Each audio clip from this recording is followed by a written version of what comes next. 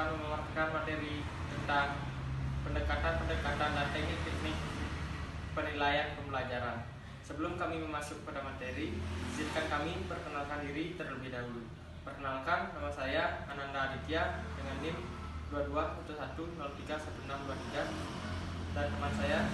Perkenalkan, nama saya Niputu Lira Kusuma Dewi, bisa dipanggil Lira, dengan NIM 2211031620 dan teman saya.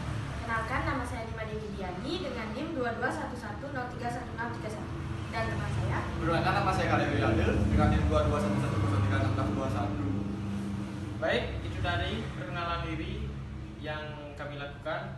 Selanjutnya kami akan masuk ke materi.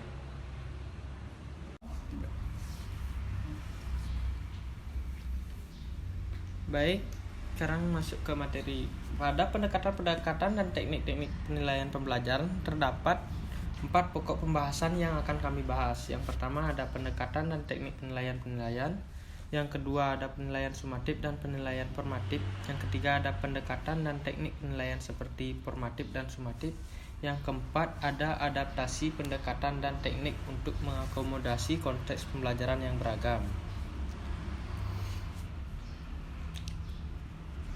Baik, di sini saya akan membahas tentang pendekatan dan teknik penilaian. Yang pertama ada penilaian acuan norma atau bisa disingkat dengan PAN. Jadi, PAN adalah penilaian yang membandingkan hasil belajar siswa terhadap hasil siswa lain dalam kelompoknya. PAN digunakan untuk memberikan nilai berdasarkan prestasi siswa dalam kelompoknya dengan prinsip-prinsip yang mirip dengan kurva normal. Dan pada PAN ini terdapat kelebihan dan kekurangan. Adapun kelebihan dari PAN yaitu adalah untuk meningkatkan proses pembelajaran dan mendapatkan wawasan tentang kekuatan dan kelemahan pembelajaran. Hasilnya digunakan untuk perbaikan dan pengembangan program pembelajaran serta memberikan umpan balik kepada guru dan siswa. Kekurangan dari PAN yaitu meliputi kurangnya informasi tentang kompetensi siswa, ketidakadilan karena peringkat siswa bergantung pada prestasi siswa lain, dan ketidakadilan karena siswa yang gagal saat ini mungkin berhasil di tahun berikutnya. Yang kedua yaitu penilaian acuan patokan, yang dimana penilaian acuan patokan ini bisa disingkat dengan PAP, merupakan metode pengukuran yang menggunakan standar atau kriteria tertentu yang telah ditetapkan sebelumnya dalam tujuan institusional. Pada ini memiliki kelebihan dan kekurangan juga. Kelebihan PAP termasuk kemampuan guru untuk mengidentifikasi tingkat penguasaan siswa secara individual, mendorong peningkatan kualitas pembelajaran dengan tes awal dan akhir, serta memberikan manfaat bagi guru maupun siswa. PAP juga membantu menghindari ketidakadilan dalam penilaian. Terdapat Kekurangan PAP meliputi ketidakcocokan penggunaannya dalam penentuan nilai akhir. Jika butir soal terlalu sulit atau terlalu mudah, ini bisa mengakibatkan nilai rendah untuk siswa yang sebenarnya pintar atau nilai tinggi untuk siswa yang sebenarnya belum menguasai materi. Selain itu, PAP mendorong untuk menetapkan batas minimal KKM untuk mencapai tujuan pembelajaran. Namun, mencapai KKM ini bisa menjadi tantangan tersendiri bagi siswa yang menghadapinya.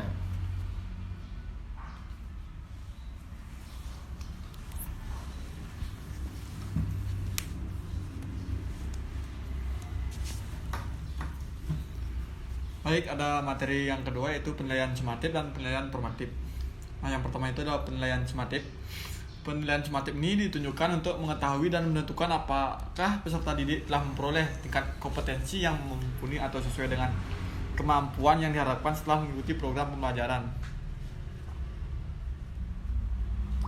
Tujuannya adalah untuk meningkatkan proses pembelajaran dan mendapatkan wawasan tentang kekuatan dan kelemahan pembelajaran. Hasilnya digunakan untuk perbaikan dan pengembangan program pembelajaran serta memberikan umpan balik kepada guru dan siswa. Selanjutnya ada penilaian formatif.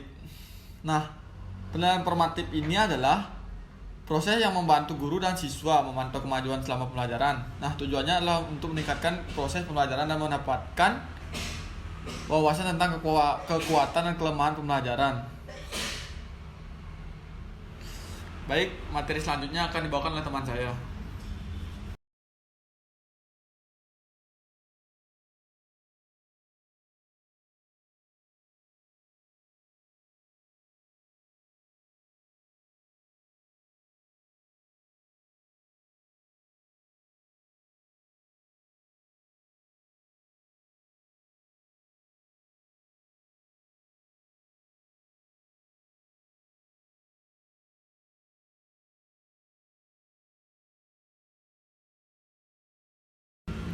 Berikut adalah cara-cara untuk mengevaluasi aspek-aspek tersebut. Yang pertama yaitu efektivitas. Nah, di efektivitas ini dibagi menjadi dua, yaitu formatif. Artinya, evaluasi efektivitas pendekatan formatif dapat melibatkan penilaian sejauh mana umpan balik yang diberikan selama proses pembelajaran telah membantu siswa memahami materi yang lebih baik dan meningkatkan kinerja mereka seiring waktu. Yang kedua yaitu sumatif. Efektivitas pendekatan sumatif dapat dinilai dengan melihat sejauh mana hasil akhir penilaian mewakili pencapaian siswa secara keseluruhan dan apakah hasil ini konsisten dengan tujuan pembelajaran. Selanjutnya yang kedua yaitu validitas. Di validitas terdapat dua, yaitu formatif dan sumatif. Yang pertama formatif. Validitas pendekatan formatif dapat diukur dengan membandingkan umpan balik yang diberikan dengan kriteria penilaian yang telah ditentukan. Pertanyaannya adalah sejauh mana umpan balik tersebut menggambarkan pemahaman dan kemampuan sebenarnya siswa. Yang kedua yaitu validitas secara sumatif. Validitas pendekatan sumatif berkaitan dengan sejauh mana instrumen penilaian seperti tes akhir mengukur pemahaman siswa secara akurat sesuai dengan tujuan pembelajaran. Selanjutnya yang ketiga yaitu reliabilitas. Reliabilitas dibagi menjadi dua, yaitu secara formatif dan sumatif. Secara formatif dapat dinilai dengan melihat konsistensi umpan balik yang diberikan oleh berbagai pengajar atau dalam berbagai sesi pembelajaran yang berbeda. Dan secara sumatif, reliabilitas pendekatan sumatif terkait dengan konsistensi hasil penilaian akhir jika diulang dalam kondisi yang sama. Tes yang dapat diandalkan akan memberikan hasil yang serupa jika diujikan berkali-kali. Selanjutnya yang keempat yaitu dampak terhadap pembelajaran siswa. Secara formatif, dapat dinilai dengan melihat peningkatan kemampuan siswa sepanjang waktu berdasarkan umpan balik yang diberikan. Pertanyaannya yang perlu dijawab adalah sejauh mana umpan balik tersebut telah mendorong pemahaman yang lebih dalam. Secara sumatif, dampak pendekatan sumatif dapat dievaluasi dengan membandingkan hasil akhir siswa sebelum dan setelah periode pembelajaran. Yang kelima yaitu keadilan dan akomodasi. Evaluasi juga perlu mempertimbangkan sejauh mana pendekatan dan teknik penilaian ini adil terhadap berbagai gaya belajar, tingkat kemampuan, dan latar belakang siswa. Dan yang terakhir yaitu korelasi dengan pembelajaran. Evaluasi melibatkan analisis sejauh mana hasil penilaian, baik formatif maupun sumatif, memiliki korelasi positif dengan kemajuan pembelajaran siswa.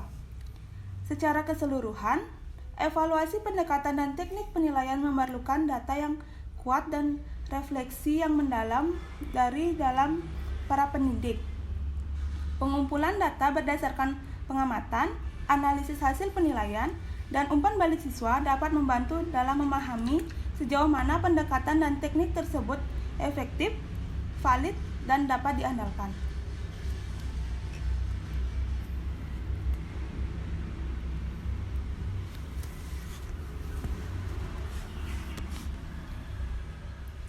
Baik, selanjutnya saya akan menjelaskan materi tentang adaptasi pendekatan dan teknik untuk mengakomodasikan konteks pembelajaran yang beragam. Pendekatan dan teknik pembelajaran harus selalu dapat diadaptasi agar dapat memenuhi kebutuhan siswa yang beragam, serta mengakomodasi konteks pembelajaran yang berbeda-beda. Berikut adalah beberapa cara untuk melakukan adaptasi ini. Yang pertama, pengenalan keanekaragaman siswa. Pengenalan keanekaragaman siswa dibagi menjadi dua, yaitu yang pertama melakukan penilaian awal atau diagnosa untuk memahami latar belakang, kemampuan, preferensi, dan gaya belajar siswa. Yang kedua, mengumpulkan informasi tentang kebutuhan khusus siswa seperti gaya belajar, tingkat kemampuan, minat, dan tantangan yang dihadapi. Yang kedua yaitu fleksibilitas dalam materi dan metode. Dibagi menjadi dua, yaitu menyusun materi pembelajaran yang dapat diakses dalam berbagai format seperti teks, audio, video, atau visual. Yang kedua, menggunakan beragam metode pembelajaran seperti ceramah, diskusi, proyek, kerja kelompok, atau pembelajaran berbasis masalah. Yang ketiga yaitu pembelajaran berpusat pada siswa. Dibagi menjadi dua, yaitu yang pertama mendorong partisipasi aktif siswa dalam proses pembelajaran, misalnya dengan memberikan mereka pilihan dalam topik penelitian atau proyek. Yang kedua, menggunakan pendekatan berbasis masalah di mana siswa dapat menerapkan konsep dalam konteks yang relevan dengan kehidupan mereka. Yang keempat yaitu penggunaan teknologi. Memanfaatkan teknologi pembelajaran seperti platform pembelajaran daring, simulasi, atau alat interaktif untuk memfasilitasi pembelajaran yang lebih beragam. Yang kelima yaitu penyesuaian evaluasi. Dibagi menjadi dua. Yang pertama, merancang penilaian yang beragam seperti ujian tertulis, proyek, kreatif, presentasi, atau portofolio untuk mengukur pemahaman siswa secara holistik. Yang kedua yaitu memberikan opsi bagi siswa untuk menunjukkan pemahaman mereka melalui berbagai format evaluasi. Yang keenam, kerjasama dan pembelajaran antar teman. Mendorong kolaborasi antar siswa dengan berbagai latar belakang sehingga mereka dapat saling belajar satu sama lain. Menyediakan waktu untuk diskusi kelompok atau sesi tanya jawab yang memungkinkan siswa saling berinteraksi. Yang ketujuh, pendekatan diferensiasi. Dibagi menjadi dua, yaitu mengajar dalam kelompok kecil untuk memberikan perhatian lebih pada siswa dengan kebutuhan khusus. Yang kedua, menyesuaikan materi, tugas, atau bantuan tambahan berdasarkan tingkat keterampilan dan pemahaman individu.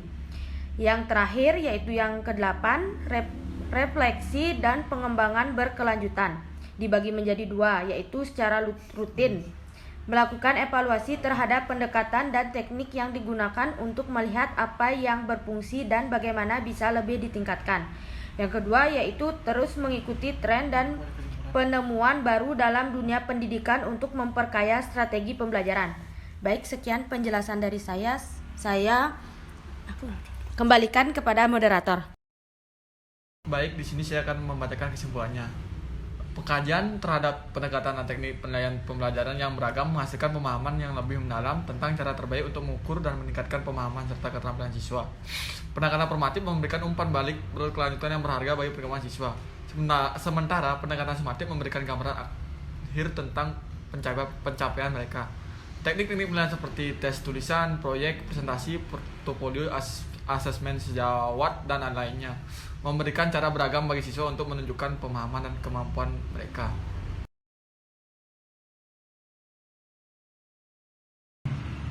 Baik, itu tadi pemaparan video dari kelompok kami. Jika ada salah kata, kami mohon maaf sebesar-besarnya. Dan selanjutnya kami tutup dengan Prabu Santi. Om Santi Santi Santi Om. Terima kasih.